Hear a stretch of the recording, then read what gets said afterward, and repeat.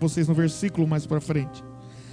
E isso me traz uma lembrança. Ele diz assim, que eu entendo que quando você recebe isso, que quando você é designado a uma tarefa, já tinha sido gerado há 6 meses,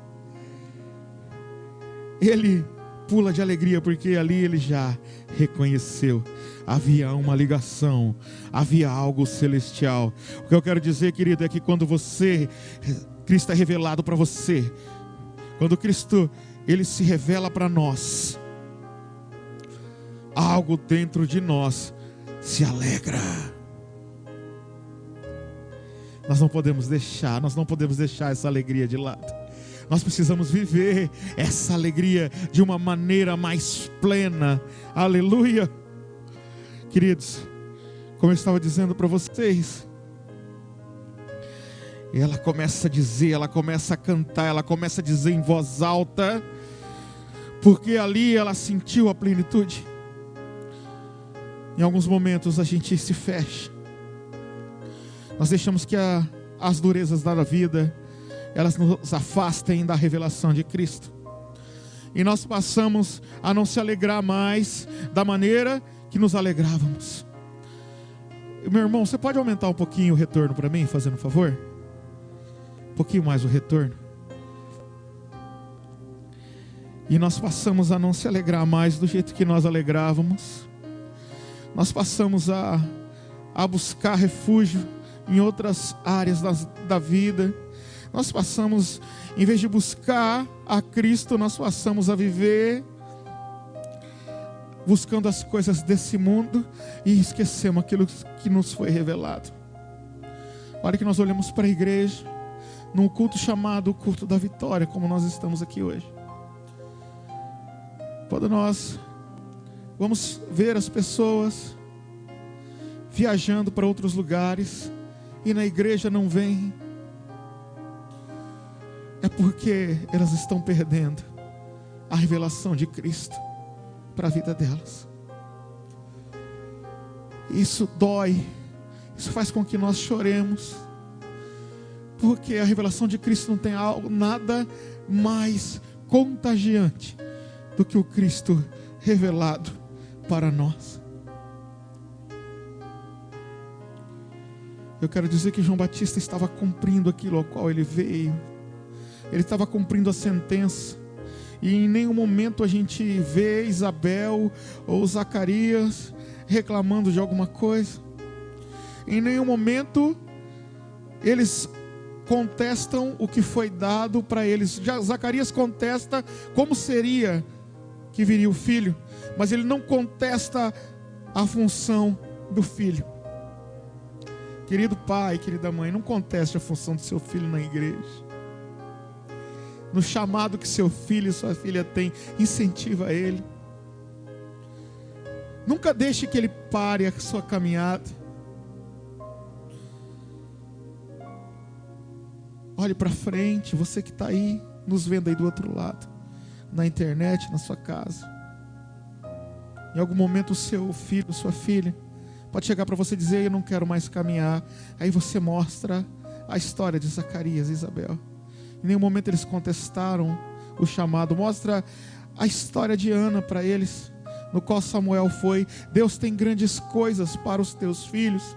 Deus tem um projeto tremendo para a sua família, querido.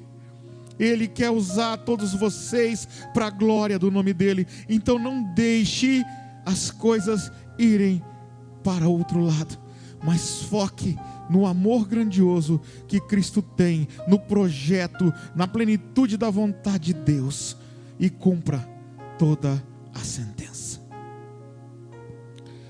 Meus amados, ele era separado.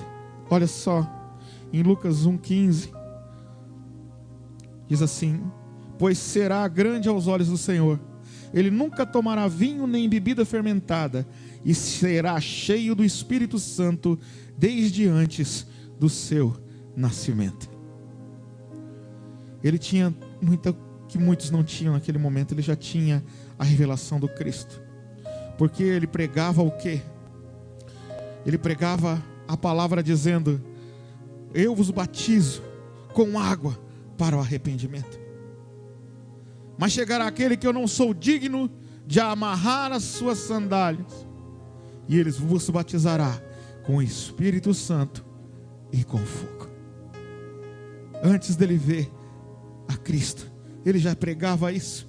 Ele sabia aonde ele estava, ele sabia até onde ele tinha que chegar, mas ele sabia que ele precisava cumprir qual era o ponto, a revelação.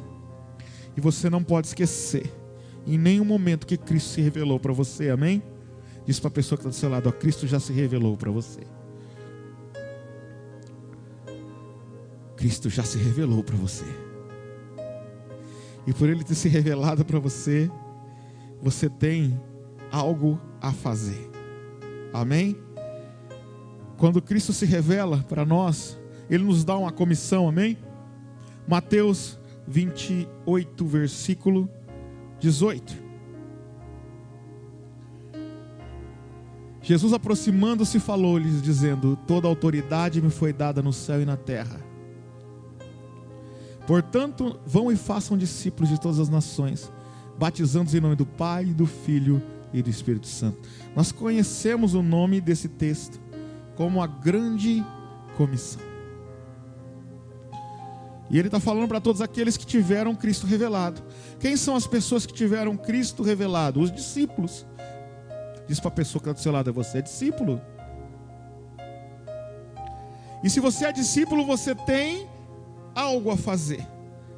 João Batista saiu, estava fazendo o trabalho que ele achava que tinha que fazer.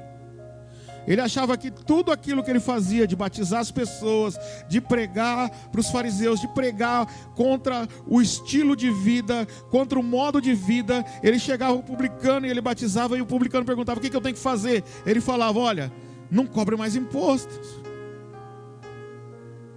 Chegava um outro que roubava, ele falava: não roube mais. Ah, o que eu tenho que fazer? Não faça. O soldado chegava para ele e perguntava, ele falava o quê? Olha, não se prevaleça, vamos dizer assim a palavra, né? Não prevaleça, não seja alguém justo, não forge, vamos dizer assim, a palavra correta, o advogado aí pode me ajudar, quando ele vai fazer uma batida forjada ou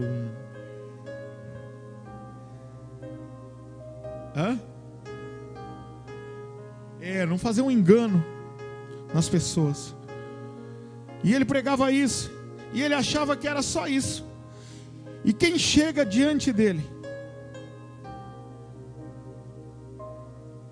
Jesus chega diante dele. O próprio Cristo, não apenas revelado pelo Espírito, mas agora em carne e osso.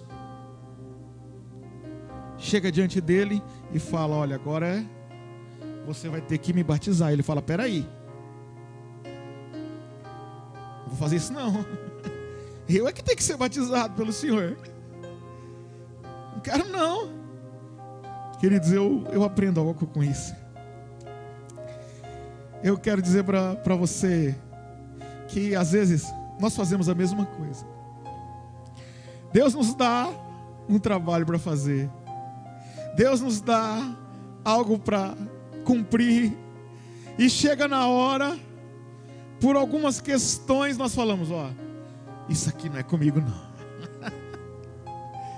Isso aqui não é comigo. Peraí, não é minha vez.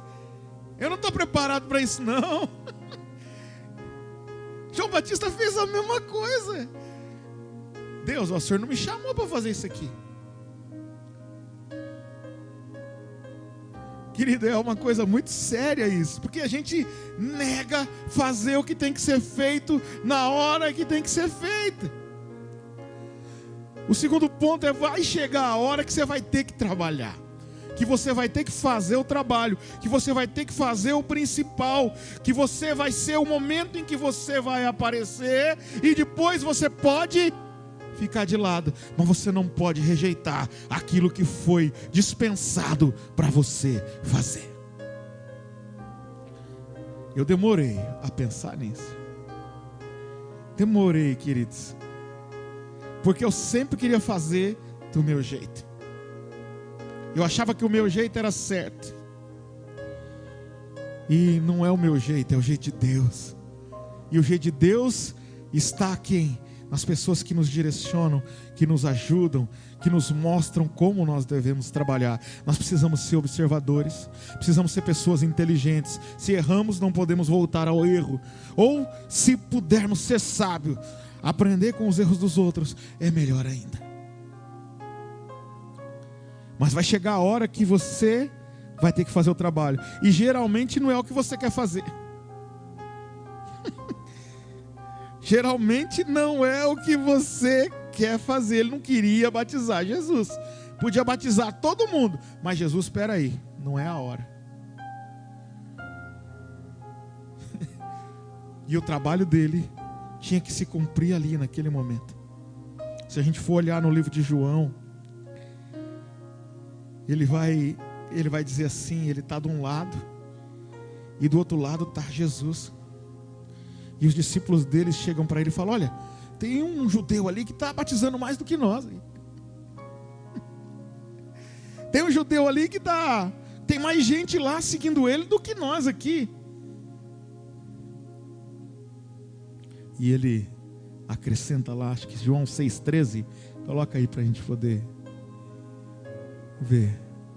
E aqui ele entende, né? Não é 3,13, perdão. Vê se é. Não é o 3,13 também, 3,30. 3,30. Convém que ele cresça e que eu diminua. Ali ele entendeu. Pra gente, agora vamos nos colocar no lugar de João Batista, profeta, proeminente. Discutiam se ele era o Cristo. Aí chega alguém e começa a crescer. Aí ele entende a verdade. Isso aqui foi antes dele ser preso. Que ele cresça e que eu diminua. Eu acho que nós precisamos ter mais essa visão. Eu creio que nós precisamos ter mais essa visão. Nós precisamos fazer a obra, não pensando em nós, mas pensando em Cristo.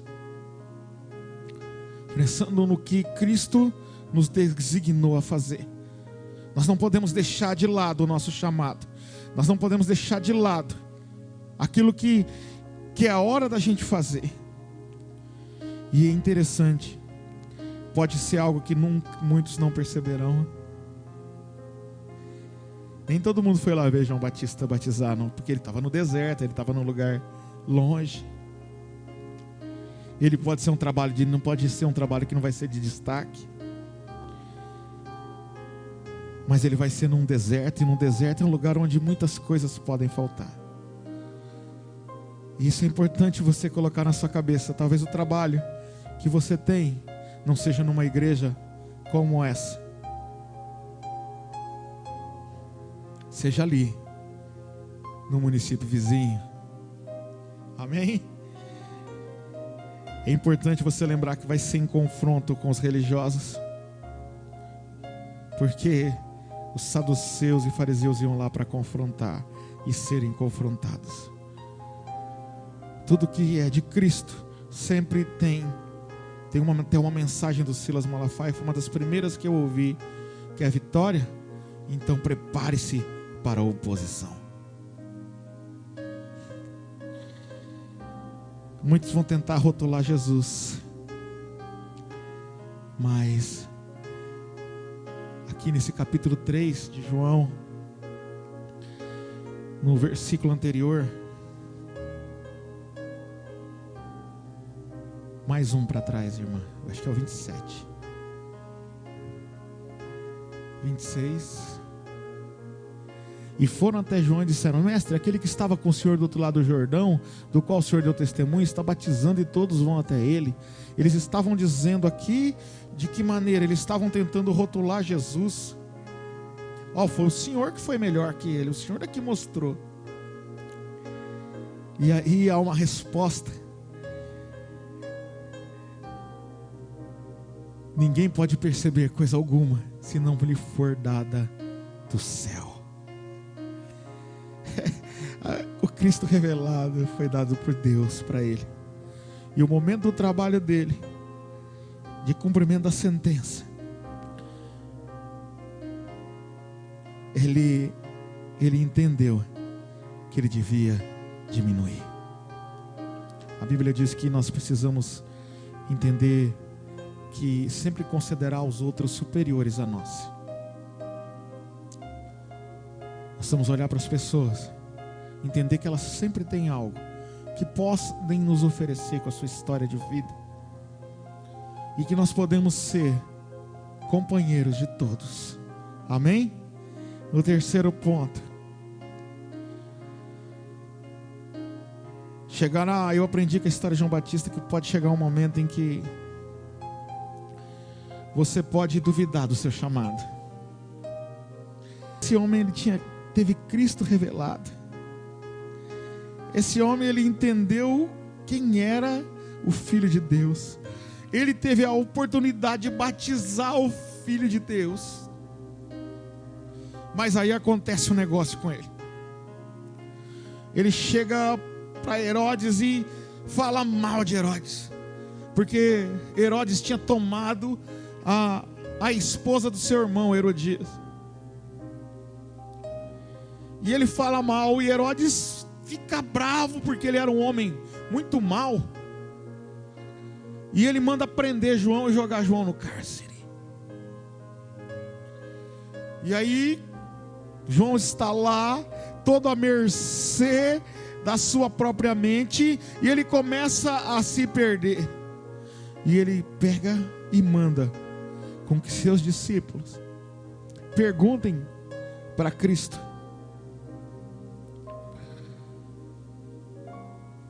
Enviou-os ao Senhor para perguntarem. Lucas 7,19. És tu aquele que haveria de vir, ou devemos esperar algum outro? Queridos, isso é terrível. Isso acontece conosco. A gente às vezes fica preso, e aí nós esquecemos do que Deus já revelou para nós lá atrás. Nós esquecemos do contato que nós tivemos com Ele. Nós esquecemos do momento que nós passamos juntos e focamos só na nossa prisão momentânea.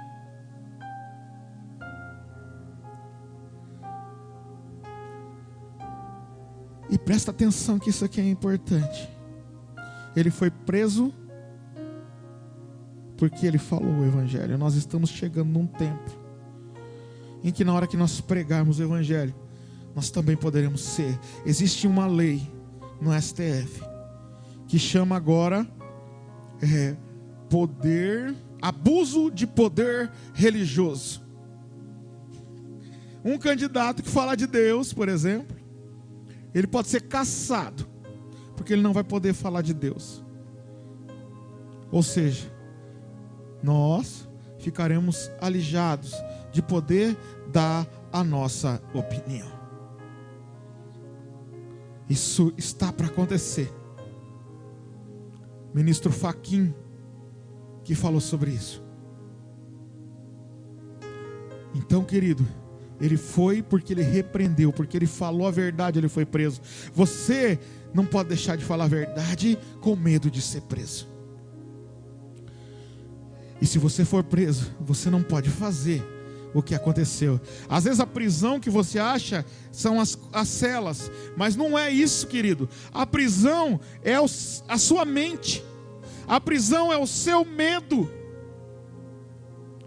A prisão é a sua mente que te leva, é a depressão. A prisão é você esperar demais uma coisa e pegar e se perder naquilo que você quer e esquecer que é maior aquele que nos deu a vida. A prisão são as suas convicções, a sua falta de ver a realidade das coisas A prisão é aquilo que você monta na sua mente. Jovens, celulares é uma prisão. Homens, televisão é uma prisão.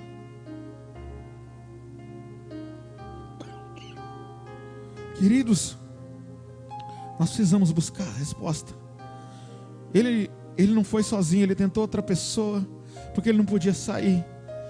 Mas às vezes nós estamos aqui tão presos às nossas convicções, tão presos às nossas respostas, às nossas falsas respostas, aquilo que os nossos paradigmas, que nós então não vamos buscar a resposta no lugar certo. Nós podemos andar, nós podemos sair, nós podemos ajoelhar, podemos orar e buscar a resposta que nós precisamos. Não vamos precisar mandar ninguém. Eu quero te dizer, querido, que a resposta de Jesus é a mesma que tem que ser para nós. Lucas 7:22 diz: ele respondeu aos mensageiros: voltem e anunciem a João os que vocês viram e ouviram. Os cegos veem, os aleijados andam, os leprosos são purificados, os surdos ouvem, os mortos são ressuscitados e as boas novas são pregadas aos pobres.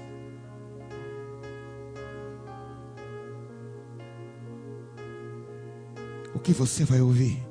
O que você quer ouvir?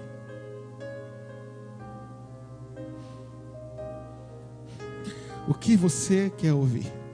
Para você cumprir uma sentença, querido, você vai passar por essas fases.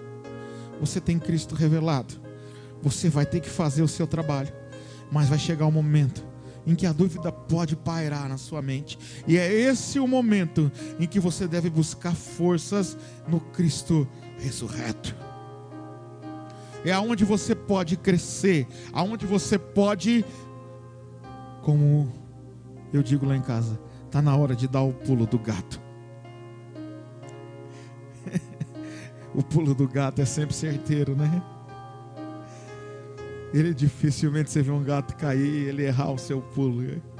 Nós temos gatinhos lá em casa e eles são bagunceiros. E eles sobem em cima de tudo, mas eles não erram. De vez em quando bate a cara no vidro, mas eles voltam e acertam. Existem perguntas que nós precisamos fazer a cada dia em nossas vidas. E uma delas é: aonde queremos chegar em Cristo Jesus? A outra pergunta que nós precisamos fazer diariamente é: aonde Cristo quer nos levar? Nós precisamos saber e entender o sentido do que é fazer esse trabalho para Ele. E aí uma pergunta que nós precisamos fazer diariamente: o que eu faço? O meu modo de vida, do jeito que eu tenho andado, cumpre, me fará cumprir a sentença? Me fará cumprir o mandato de Cristo para a minha vida? Me fará viver a plenitude da vontade de Cristo? Eu preciso perguntar isso. O que eu falo, o que eu vejo, com quem eu converso, onde eu ando,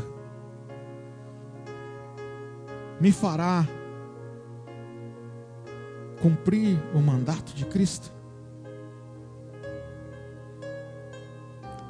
Respeita o seu chamado? Você precisa perguntar se você tem respeitado o seu chamado. Diariamente, isso tem que ser perguntado. E eu creio que isso foi uma resposta de Deus para mim, a respeito do meu chamado.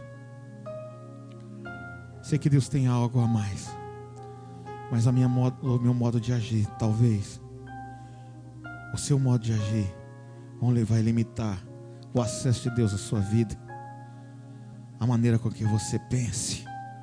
Porque quem pensa demais, queridos, quem pensa demais recompensa de menos. Em Cristo, o menos é mais. Quanto mais Bíblia, menos mundo. Amém? Quanto menos o mundo, mais Bíblia.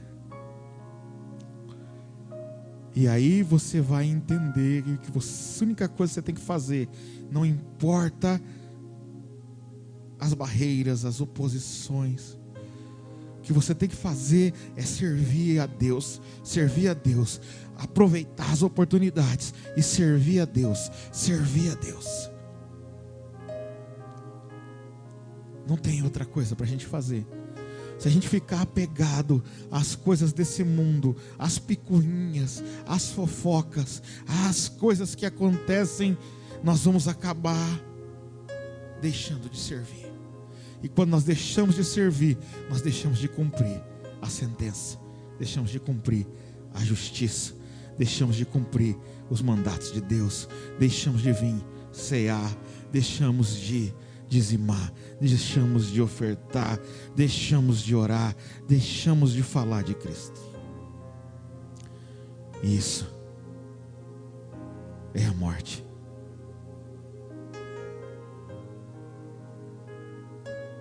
Coloque-se de pé nesse momento.